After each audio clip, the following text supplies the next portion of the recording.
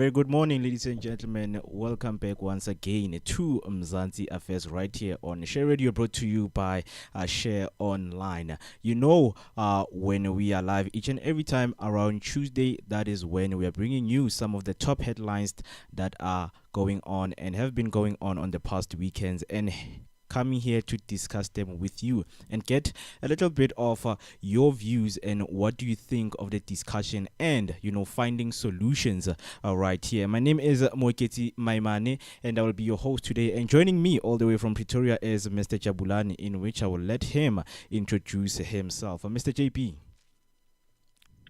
Good morning, Mo. Good morning to our listeners and good morning to our viewers. I'm excited to be part of the show. I hope our followers will come in and engage the topics of today. Indeed. Speaking of engaging with us, you can join us on our social media platforms. We are Share Online on each and every social media platform. You can also visit us. We are live on YouTube, TikTok, and also Facebook. Do make sure that you follow us on our social media platforms and you do the right thing by commenting down below so that we can have a discussion that is healthy and good for the both of us.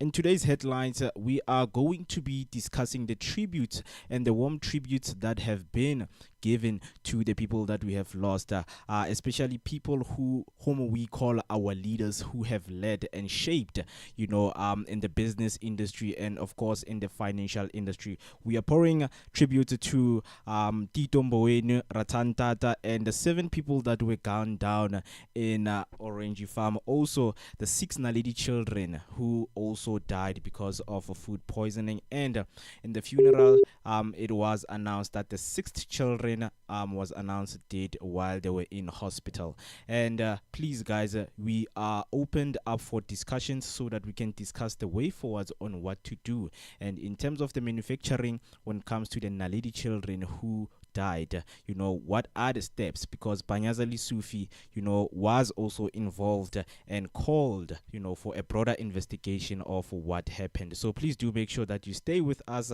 as we're going to be going through the discussion of these headlines and hearing some of your views on what you think. And also the passing of TITO MBOWENI, the former governor of South Africa, passing away late night Saturday. We would also like to hear some of the memorable moments that and you heard about TITO MBOWENI. So please do make sure that you stay with us. And if you want to send your voice note on our WhatsApp line, the number to send your voice note is 061 524 7758. 061 524 7758 is the number to send your voice note, and send us your comment on what you think, and obviously the roles that have been played into making sure that everything has been done.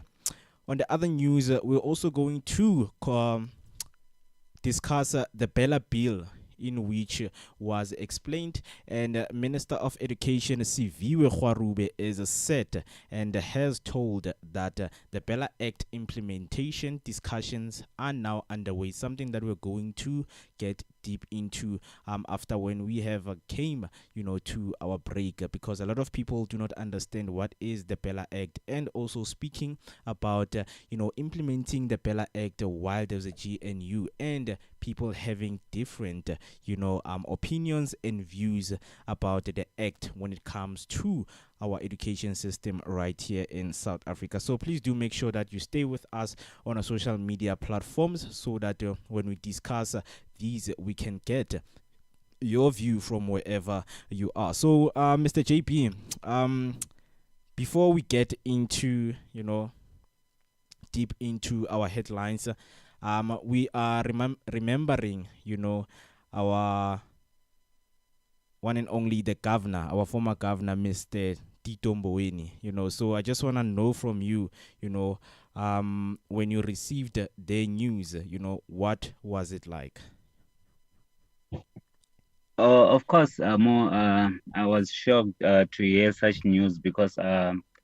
TITO MBOWENI is someone that is active, more especially in Twitter, in X nowadays.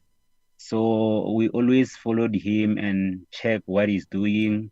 He was a person that likes to cook and to interact with people. So to hear that news, I think it was late night that day when he passed on. When I hear it, I was so surprised. I was driving with my colleague, and then he told me about it. I thought maybe it's a joke, but to find out it's true. It's sad for South African. We still wanted to learn a lot of things from him, but I think he's done his part. Uh, he's contributed a lot in the country. He's been good to us, but it's not a good thing that he passed on, but nothing we can do at the moment. Indeed, in his, reigning time and span of time of being the finance minister, you really indeed, have been hailed for the role of shaping the country's monetary policies. As we know that Mboweni was South Africa's eighth and the first black governor of South Africa Revenue Services. So his memories are going to be with us, up until may his soul continue to rest in peace. And when we come back to the break, we're going to be looking, at his work that he has done for South Africa. So please do make sure that you stay with us on our social media platforms, and you make sure that you leave down your comment and really tell us what you think about the passing of TITO MBOWENI and how are you feeling about it. So right now, let us take a short break, and then when we come back, we are going to get deep into our headlines for the day. And obviously, the discussions are open as we are discussing what has been going on around in our country and around in the world. So do make sure that you stay with us. We are sharing online on each and every social media platform, and I will see you after the break.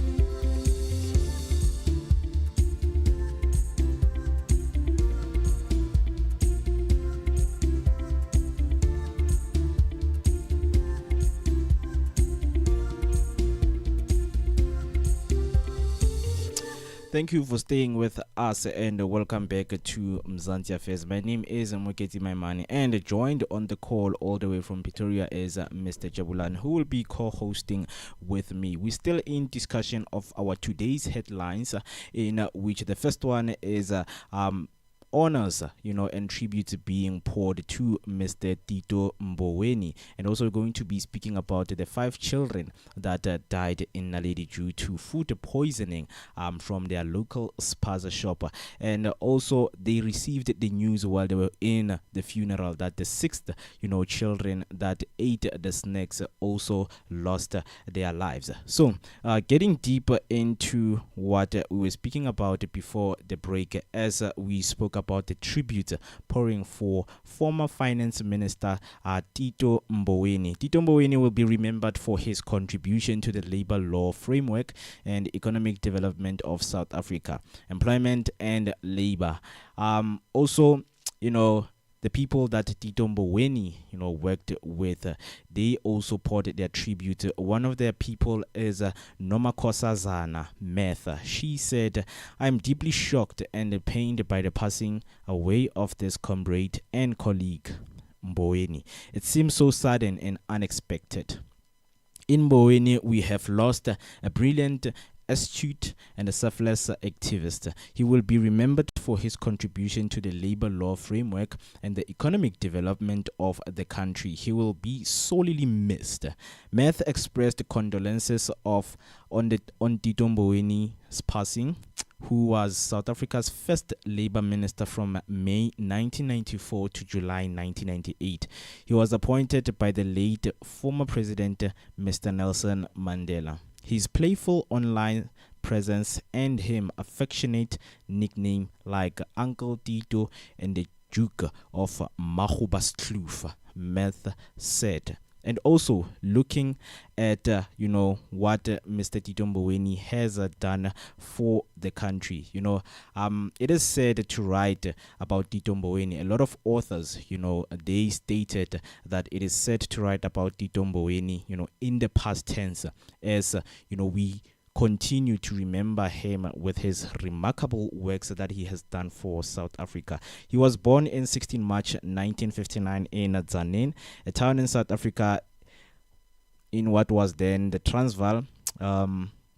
He passed away in Saturday after a short illness in Johannesburg on the 12th of October. After the announcement of his death, tributes poured in for his South African leader. Many have been touched by his legacy and politics, business, governance, and economy of South Africa. While not without some shortcomings, his career from being a freedom fighter to becoming a trusted, a popular public figure serves as an enduring example to other leadership and example to others in the leadership.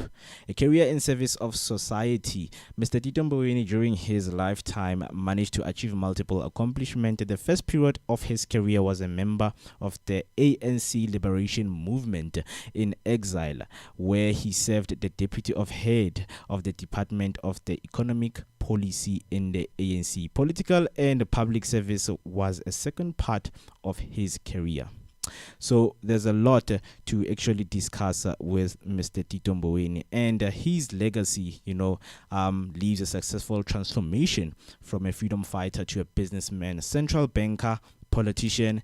If more former freedom fighters made this successful transition, South Africa's prospects would look considerably better. Another legacy is also his honesty that he brought into the business world and into the leadership world, and also integrity. So MBOWENI was never embroiled in scandals and questionable business dealings. If another ANC cadre could follow this example, South Africa would also offer a better future for all its citizens. So please, if you feel like you want to pour out a tribute to Mr. TITO MBOWENI, do make sure that you send us your comment on our social media platforms. We are live right now on YouTube, and also we are live on Facebook and TikTok. Do make sure that you leave down your comments. Another one tribute is the tribute to the Indian businessman named Ratan Tata. So the National Center for the Performing Arts in Mumbai on October 10, the Indian business titan who fade of the Tata Group in a global conglomerate, died on October 10th at the age of 86. Indian industrialist Ratan Tata, who is credited with transforming the Tata Group into a globally renowned conglomerate, has died at the age 66, the company said late last week Wednesday. Under Tata, the company grew into a sprawling international enterprise with a portfolio ranging from software to sports cars. It is with a profound sense of loss that we bid farewell to Mr. Ratan Naval Tata, a truly uncommon leader whose immeasurable contribution have shaped not only Tata Group but shaped a very fabric of our nation. Company chairman Natarajan said that in the statement. And also in remembering people, we know that in Orange Farm, the family of seven, consisting of seven, they were gunned down in the celebration that turned to tragedy over the weekend when 7 people were gunned down in Orange Farm. While investigations are going on, a man went to a tavern before arguing with the owner, and The tavern owner, of course, he followed the man home and opened fire on him, his friends, and family who had gathered for the Lobola negotiations. Speaking of that, we're also going to get deep into the discussion of five Naledi children who were laid to rest. And Lesufi calls for broader investigation into Soweto children death. But Mr. JB, in the conversation that I want us to get into, looking at five Naledi children who were laid to rest, and also the family that was gunned down. I just want to hear from your view and your thoughts, in a manner of making sure that the crime is reduced in South Africa and we are not seeing as many people losing their lives in that aspect. Can you please take me, what you really think and what is it that you have found out, when you look at the headlines of people each and every week dying and dying not in a very good way?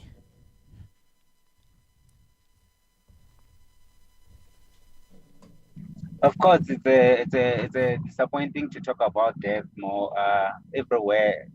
Death is a sad thing, you know. So I will say that it's not something that we want our country to have each and every time.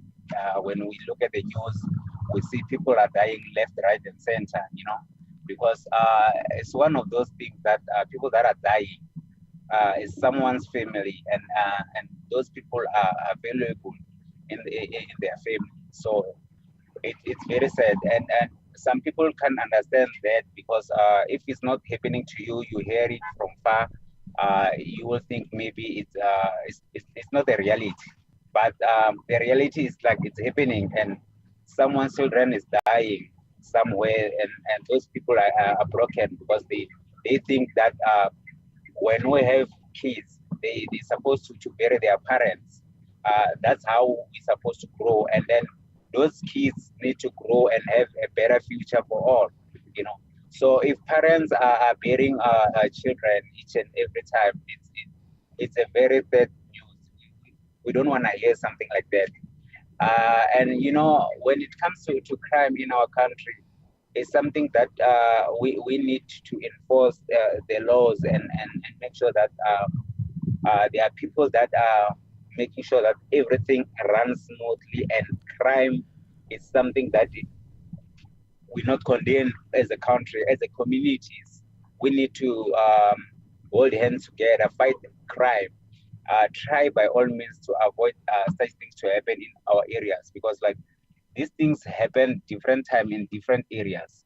So I would say that as a community or as a provinces, you know, we need to know that where are we lacking. You know, we need to work hand in hand with police force and try to solve the crime. Mm. And you know, this thing, if like we can discuss as a community, and then we know that if we find someone doing something like this as a community, before the police interfere, will do such things, I think it will restrain people to do such things that is not in a good behavior. You know, that is costing our police to suffer every day, looking up and down for them. Our people are getting killed. So we need, as a country, stand together with our police force and fight these kind of things.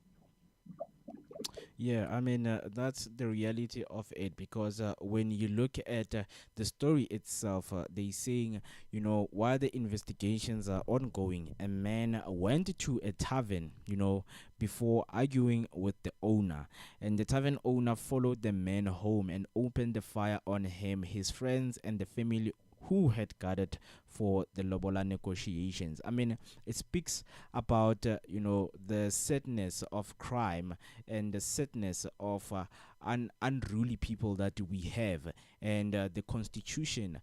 How does that and how does the rules of the police deal with these kind of people, because the people are losing, innocent people are really losing their lives, over nothing. We can't have people having arguments to a point that it leads to the family of a man being killed, for nothing. So it's something that, when police and when we report to people, it's something that we have to gather a lot of information so that it can be understood what really occurred. Because as we put it, as a man was just being followed in, was being followed by a tavern owner, and then they opened, gunfire. We know that investigations, they need, to occur as much as they can into what really occurred for the men to actually open, fire into the whole family. So we hope that the police are still underway with the investigation, and Solidize is going to be found, within the case, and the family of those who, lost their family members as they were gathering for the Lobola negotiation. We hope that they find peace, and may those who were killed, rest in peace. So condolences to all of the people who have lost, their family members during the weekend, and of course last week leading to this weekend. So it is right now the time to actually move to another headline, in which it involves, the Naledi children that were killed by food poisoning from the local spaza shop.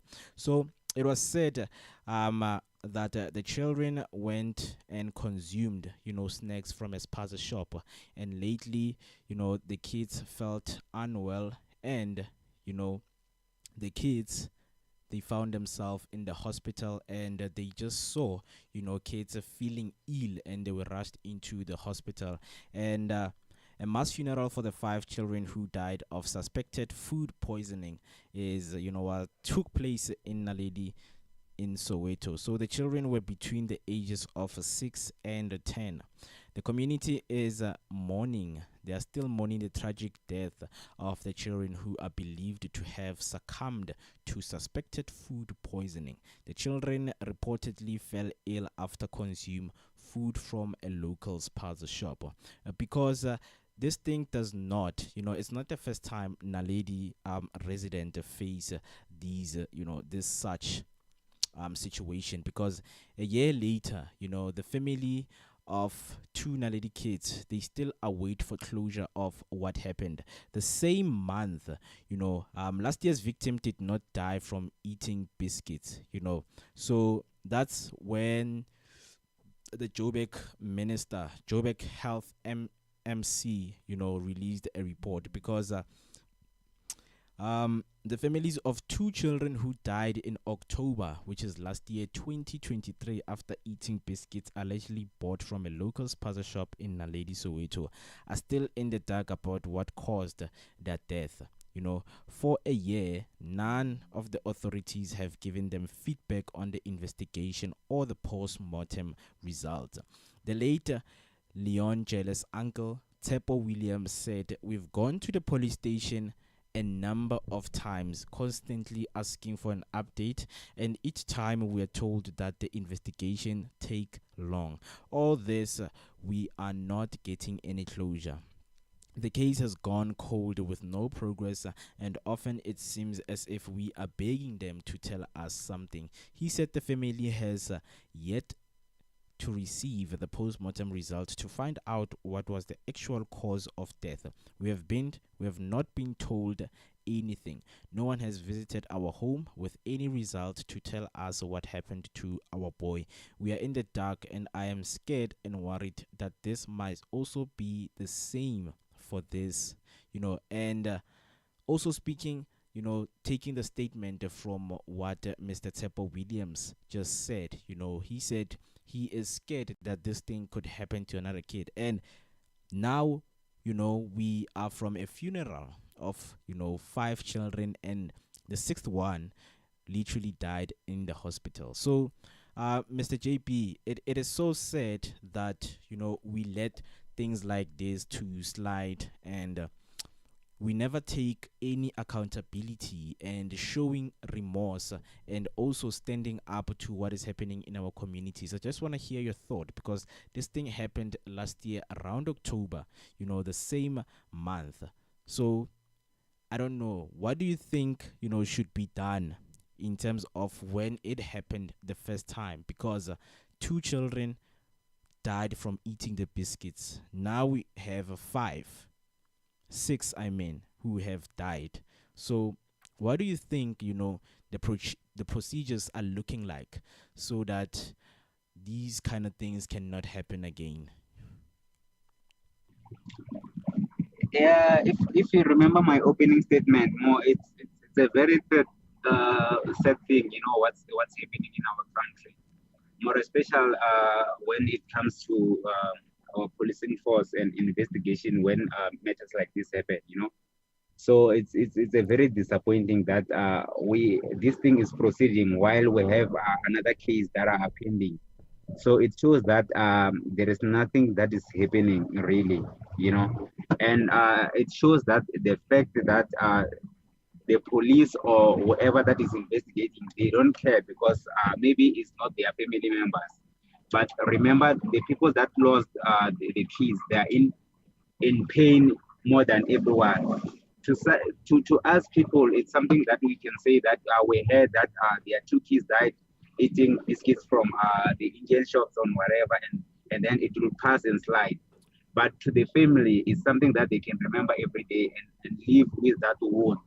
So, and you know, most of the time they said like we mustn't take a law to our hands, you know, as a community. We need to report everything. When we report everything, there is no investigations that are getting to an end or bringing result to such problems. So you know, it's a bit confusion. That's why I said like community and the police force need to work hand to hand when we have such instance, so that everyone can have that feel that if there is matters like this are being investigated, and then we'll get a result and understanding what's happening about it and prevent for more incident to happen. So it shows that there's nothing happening and this thing is continuing. You know, social media it is putting everything in our face. We can say we know that these puzzle shops, they manufacture these things themselves, and in a not in a good environment. They're doing all these things in a dirty places, which cause more food poisoners. You know, food is a very sensitive thing, and it's something that we consume go to the stomach. For a kids, I think maybe a lot of people are that they're supposed to die. It's just that they they are stronger than kids. So it shows that this poisonous food is stronger for kids. So it means we're going to lose more kids because we have spaza shops that are full with stock that are rotten, that are made in a dirty places. There is a lot that is happening. You know, a spaza shop is filled with a lot of things. There is no wind that is blowing there.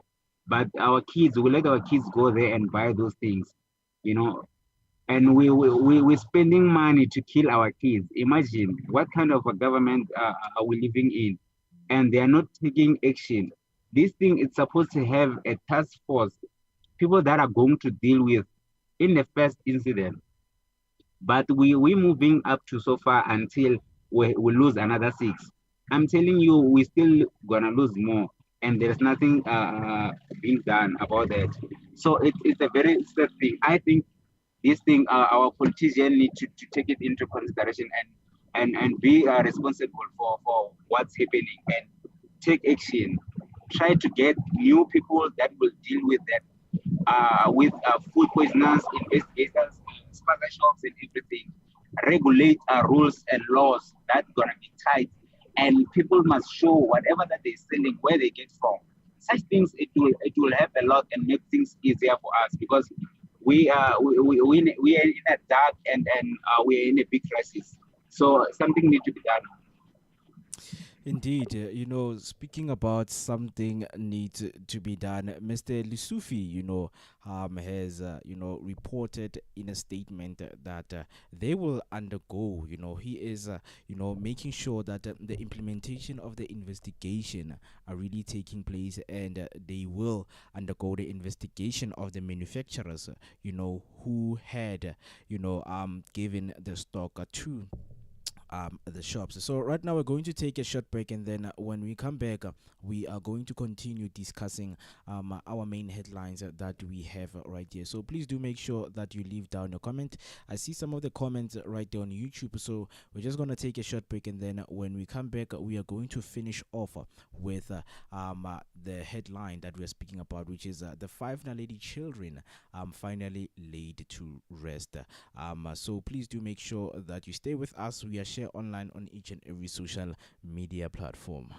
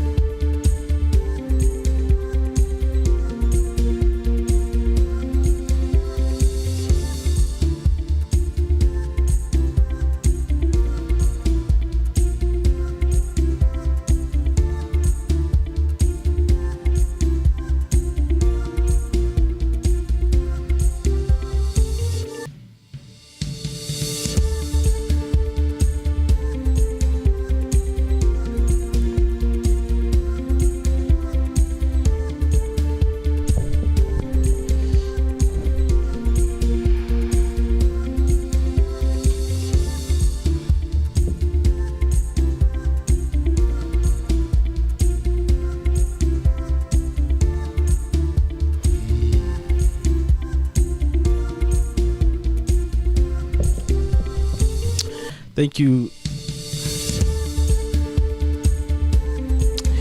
Thank you for staying with us right here on Mzansi Affairs on Share Radio, brought to you by Share Online. My name is Mukiti Maimani, and joined on the call, my co-host is Mr. Chabulani, and we are still on our headlines discussing, the passing of TITO MBOWENI, the passing of Ratan Tata, and also discussing, now the 5 children laid to rest on Saturday. Sorry, so to say 5, but now it has been confirmed that it's 6 children, who have died in that incident of consuming snacks from the local spaza shop. And Mr. Panyaza Lesufi is, urging that investigations should be, should head on and continue to go on, and they should investigate, what really occurred, in the manufacturing and, also investigate the manufacturing. So right now I have some few comments on YouTube from Nolu Unlimited saying, may his soul rest in peace. I think that's for Mr. TITO MBOWENI. And Ratilani say, may the soul of Mr. MBOWENI continue to rest in peace. And Refueler comes and say, wish this year end. Indeed, as we are facing so many tragic losses to the people, may this year bring prosperity to people, because people can't afford to lose as much as people. And later today we're going to be discussing the BELA Act that the Minister of Education Siviwe Gwarube wants to implement, in which she says that discussions are underway so that everything can be gathered together and the act can be implemented. So right now, moving on and continuing with the story of the 5 children, who lost their lives. As we spoke about the year later, that this incident took place. So 5 other families in Naledi lost their children on Sunday after the group consumed snacks allegedly bought from a spaza shop. A 7-year-old boy is fighting for his life and now has lost his life. Matoto Kang, the grandmother of Neo Kang, who also died in 2023, and Katle Hombata, who survived, said they will still want answers. No one has come to the house at all. We have not received any updates and only have the information that we received from the mortuary last year about the cause of death. All we know is that it's food poisoning. At some point, I even went to the police station asking for the reports, but they said the reports on Neo from the mortuary had come back, but that the reports on the clothes that she had vomited on were still in Pretoria. The cops said we should go home and that once they have reports, they would come back to us. But that was months ago and we are still waiting. Kang said. She said the past year it has been painful for the family. It is very painful situation to be in, and I don't think anyone who has not experienced it can truly understand how it feels to lose your child and have no answers that truly explain what happened to them. You have to accept things just as they are. It is very painful. My daughter doesn't sleep. Often she would have dreams about her child, dreaming that Neo was still alive. She would wake up crying, I don't want to be considered a liar. I want to keep the promise I made to my child. I want to have the reports and take them to the cemetery to show Neo that we finally know what happened to her, to him, instead of constantly going there empty-handed and crying. I want the truth. I want the answers. It's been very painful without knowing the truth. However, the Joburg MMC for Health and Social Development, Eni Makafola, on Tuesday told the media that Neo and Leon did not die from food poisoning from the biscuits. Did not die from the food poisoning from the biscuits. Makafola said post-mortem results revealed that the substances that poisoned the children did not come from the biscuits they ate.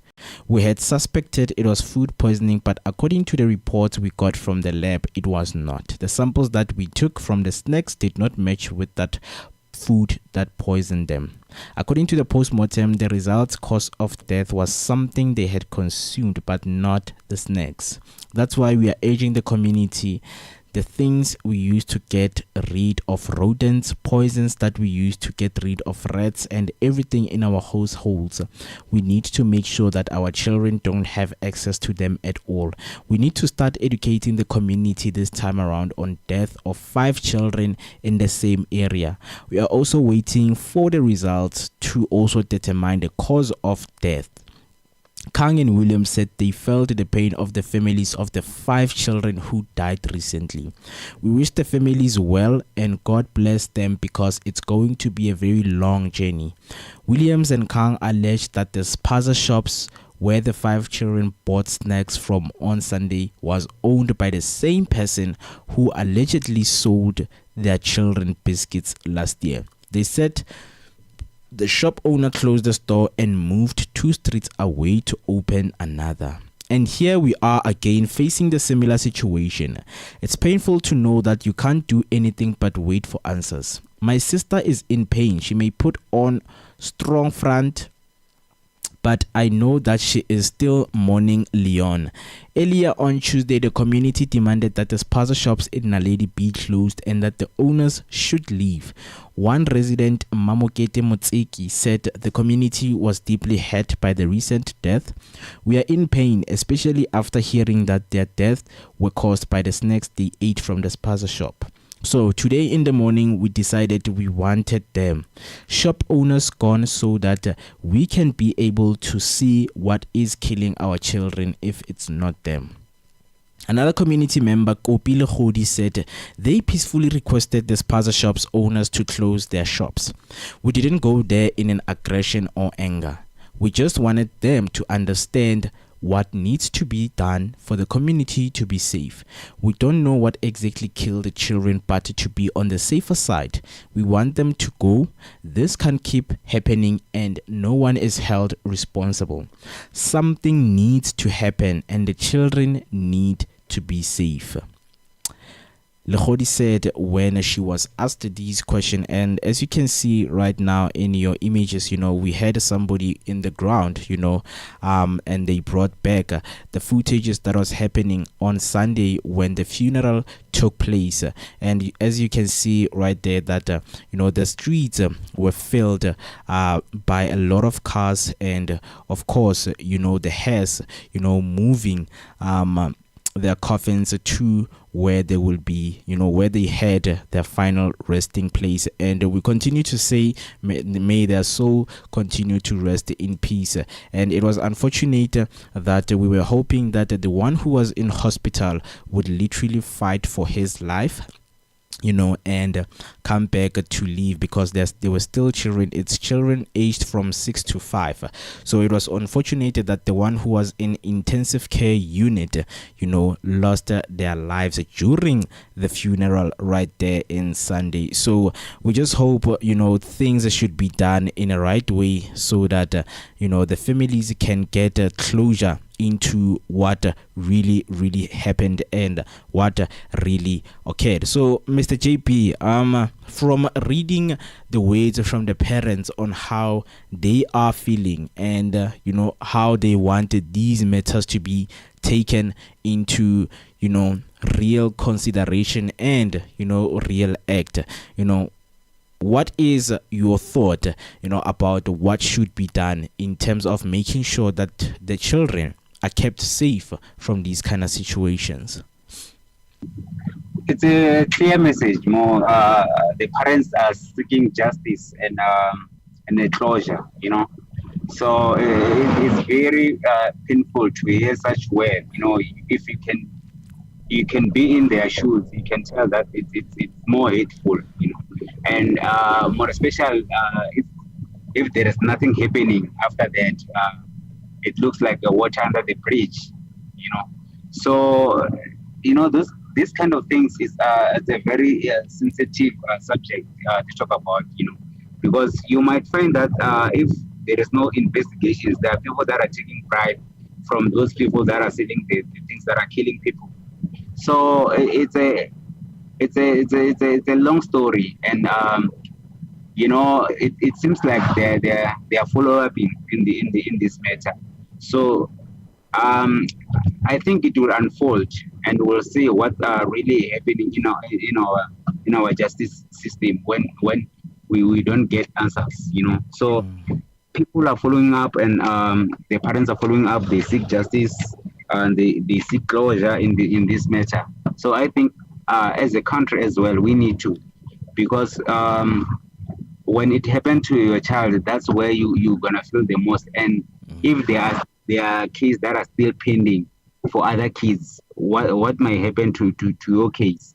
It means you need to cry and forget, which is painful. So I think law enforcement need to do something about it, and we conclude this matter and make sure that they get closure and get justice at the end of the day. Yeah, because the families are speaking about, always going to the police station and seeking for answers, and they have been told one thing each and every time when they visit the police station, and it is sad to hear from them that, they don't wish that, anyone could go through, I mean, when the incident happened, when those two kids, ate the biscuits from the same spaza shop, lost their lives.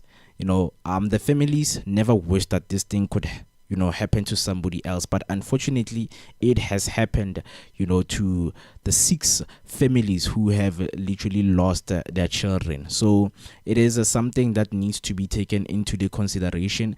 And when it comes to communities, when dealing with these situation at first hand, they always spoke about making sure that we don't let these things happen. The same person with the same spaza shop and the incident occurred, they let the person be around where their children are. And we know that the children are most of the time they go and buy some products right there on their shops. But we actually heard that the funeral went well and the children have now been laid to rest.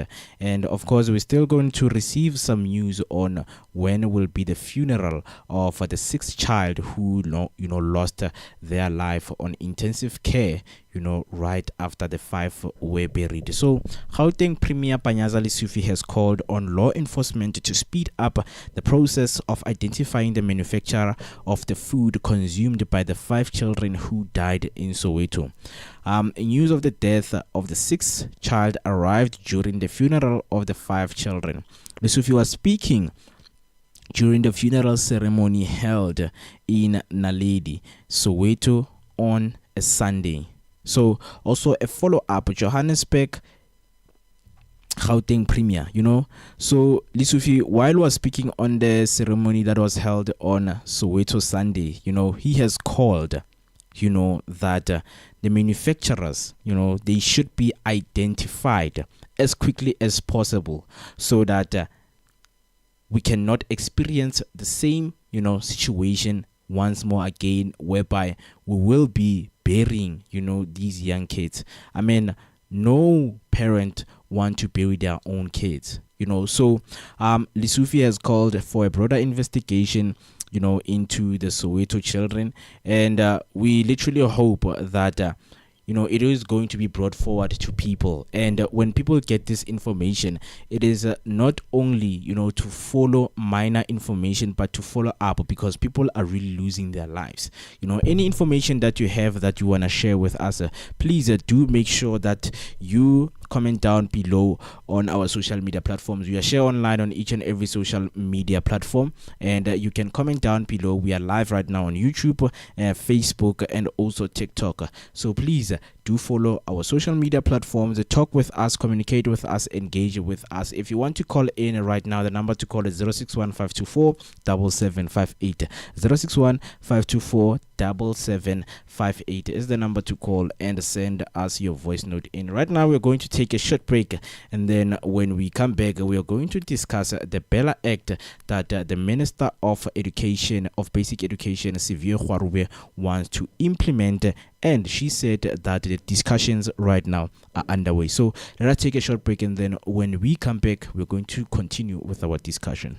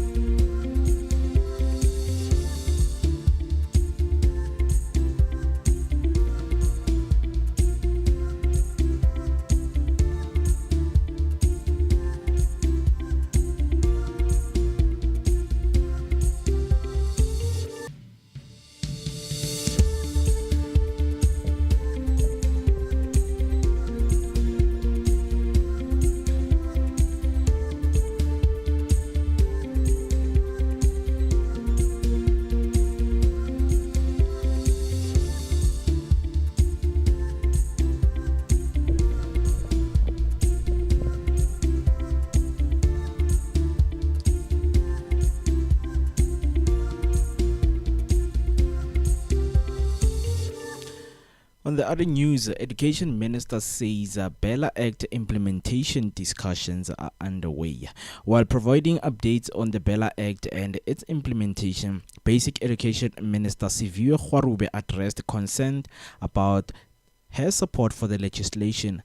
Kwarube snapped September's signing of the bill into law by President Ramaphosa.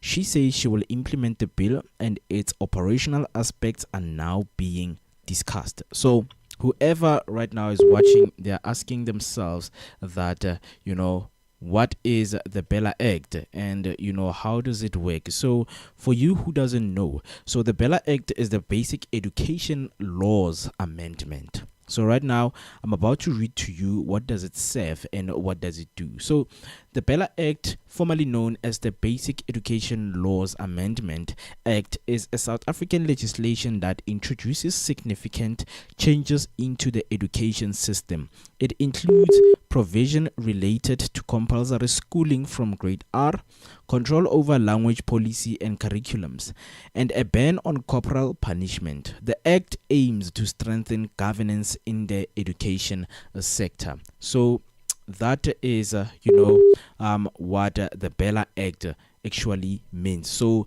Minister Siviwe Kwarube, raised it that there are progress. There is a progress and the discussions are underway because as things are, right now, our education system needs, an initiative and a change that is going to change it in an aspect and a broader aspect that is going to help the upcoming generation to, scale their education and bring the country into its feet.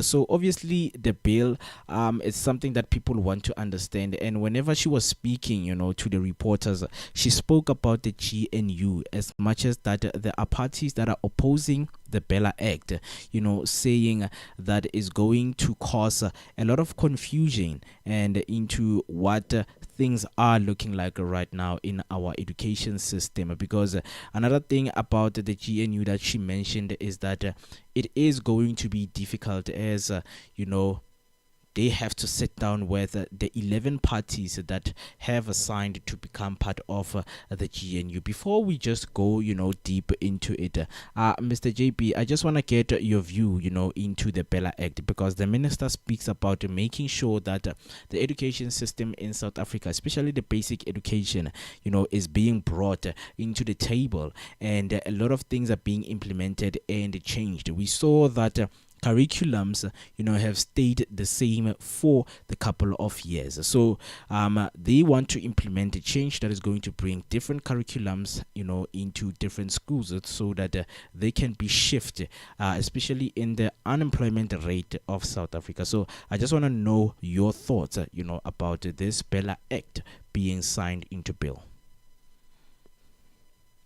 Yeah, more when it comes to education, it's something that is important in our country, and it's something that is important to everyone, from our kids, our our high school learners, and everywhere. So, I will say that it's a future of a country. So, it's a sensitive subject when there is amendment and law changes.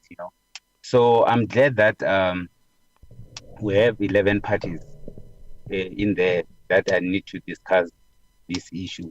So I think they need to get a common ground and make sure that the laws that they're bringing or the changes, it doesn't affect our education much or our learners, because if there are something that is unreasonable, it's going to give us a problem as a country at the end of the day, because education is the key for success, as they say. So they need to be careful in whatever that they implement and bringing on the table for everyone. So it needs to have a fairness, if I may say, So when we want to sign something like this, I'm glad that the ruling party and the opposition are in there.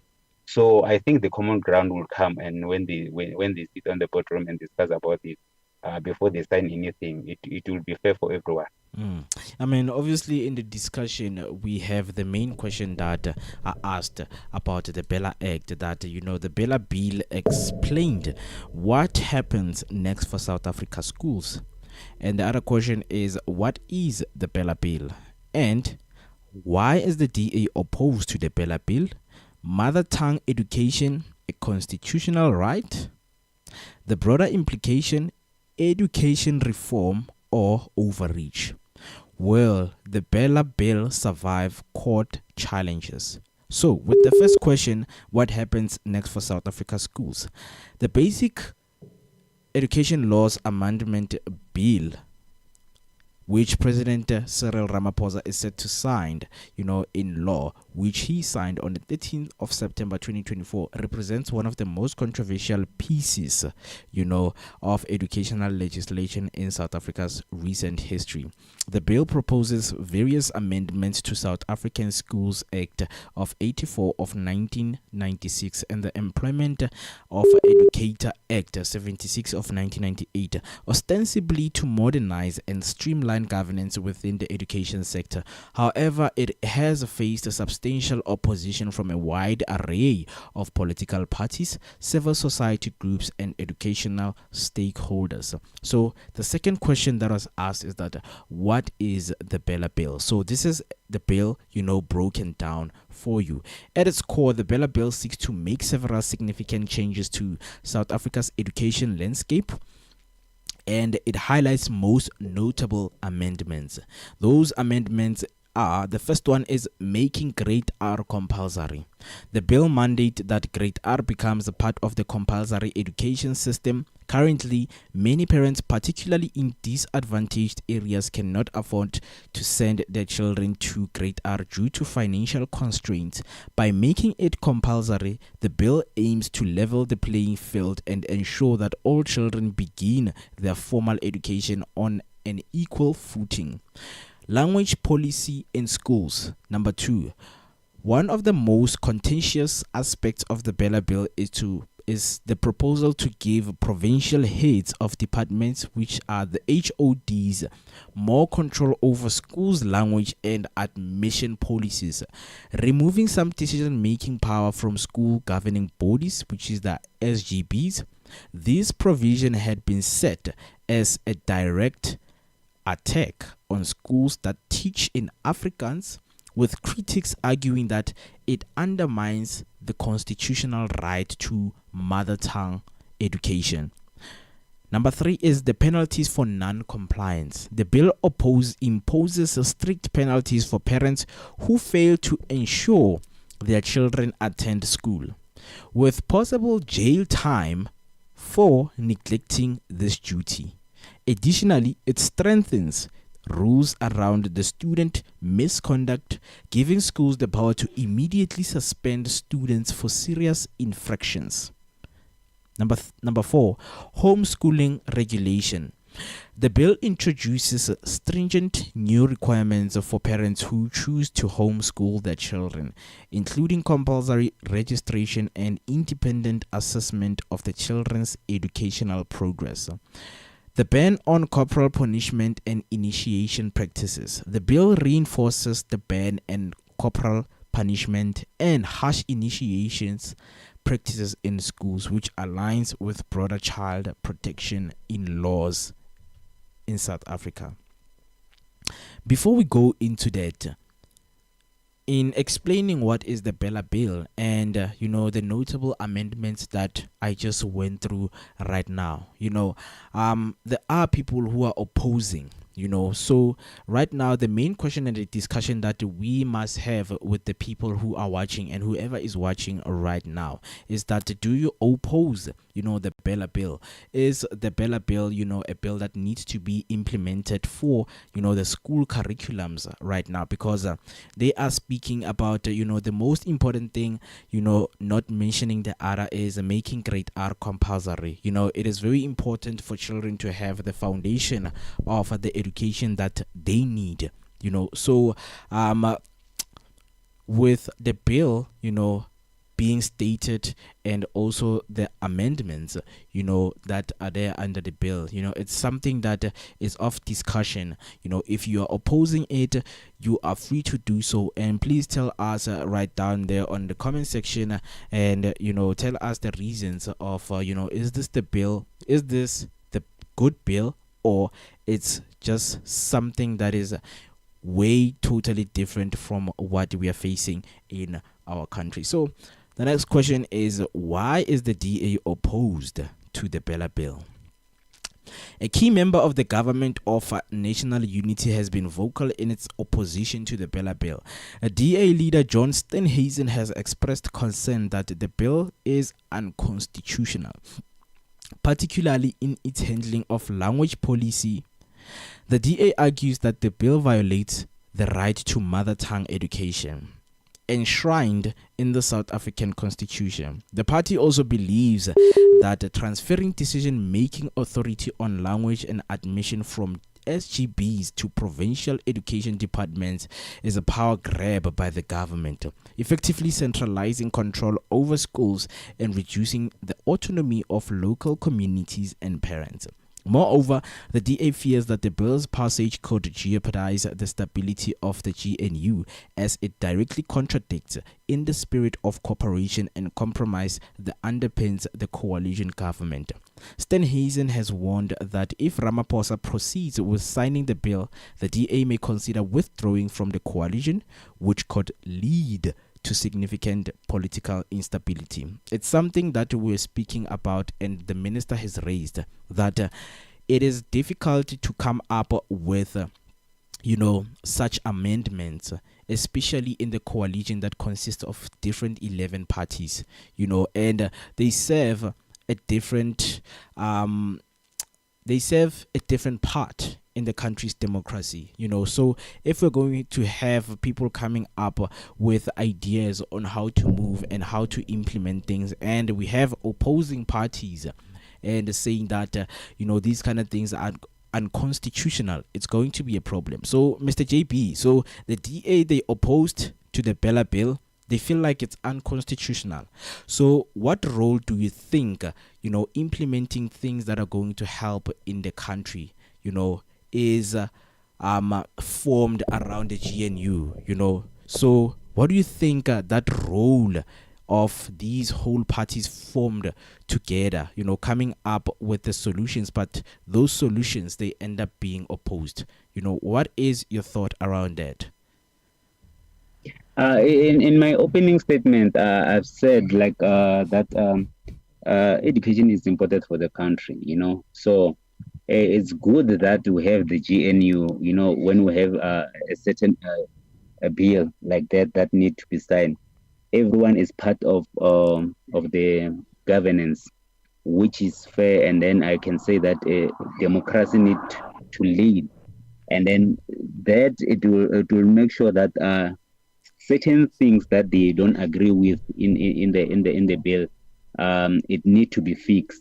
So when it come back and then being approved and signed, everyone, so that is certain and happy about it, it shows that it's going to be fair for everyone, and it's going to cover for everyone. It's something that we cry about it, like equality in our country, So a party like DA, they mustn't oppose something like this when we talk about education.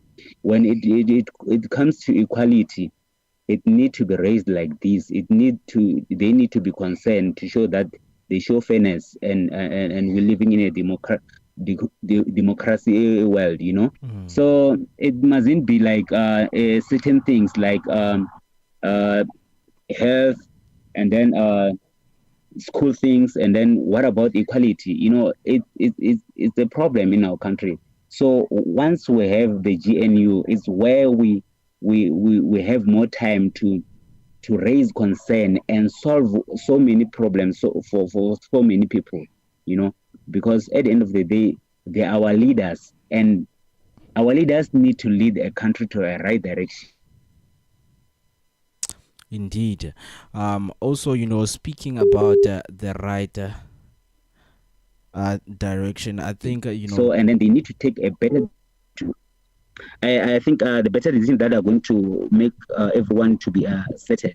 But when it comes to this bill, they need to sit down as the GNU and find the common ground, and then we will win at the end of the day. And it mustn't be this bill every bill and everything that is affecting people from South Africa, they need to intervene and make sure that we certain in all areas and departments. Mm, indeed. And another question, before we conclude, that has been asked is that will the Bella Bill survive the court challenges? We know that it needs to go, through court, in order for the implementation, in terms of the policies that have been written down and the changes that the ministries are allowed to make. So several groups, including the AfriForum and Action SA, have indicated that they will change the constitutionality of the Bella Bill in court if it is signed into law. These challenges are likely to focus on the bill's implications for mother tongue education, the centralization of power, and the imposition of criminal penalties on parents. Should these challenges succeed, the bill could be struck down, dealing a significant blow to the government's education reform agenda. On the other hand, if the bill is upheld, it could pave the way for further centralization of educational governance in South Africa, a move that could have far-reaching implications for schools, parents, and communities across the country. Because speaking about, when John Steenhuisen speak about being unconstitutional, because the Bella, speaks about, in which is something that people really like to talk about, that if you are not taking your children to school, that means you can possibly face, jail time. It's those things that people do not understand, and that is why it is being opposed. And we would also like to hear your view right there at home. Comment down below and tell us what you really think about the Bella Bill. I mean, when they are saying that if you do not take your child, according to the constitution, that every child has the right to education, you may be facing, sentence into your life. So the Bella Bill represents a significant shift in how South Africa's education system is governed, with major implications for schools, parents, and learners. Now, the big question is that, do you think the Bella Bill will improve the SA schooling system? We are sharing online on each and every social media platform. Make sure that you drop down your comment and tell us, what do you think about the Bella Bill when you go through it? Is it constitutional? Is it unconstitutional? This is Mzansi Affairs. We care about your opinion and we care about what you really think, so that we can have a discussion together. Mr. JP, your last words.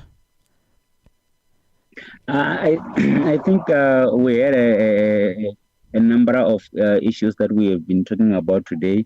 It was a good show, and then I think our followers will continue to comment in our platforms, and then we to interact with us, and then we see where do we go as a country.